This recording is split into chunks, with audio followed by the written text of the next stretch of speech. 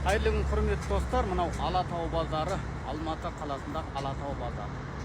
Мен осы биыл байқағаным Алатау базарында шлагбаумды алып тастадым. Яғни базарға ешқандай зайыз төлемей тегін кіре бересіздер. Келіңіздер.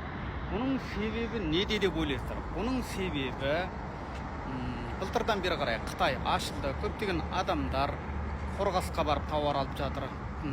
Кейбір адамдар Қытайға кетіп жатыр. Сондықтан біршама клиенттердің бәрі сол жаққа кетіп қалғандықтан біраз конкурент болып жатыр. Конкурент болғаннан кейін осындай жеңілдіктер қарастырылып жатыр.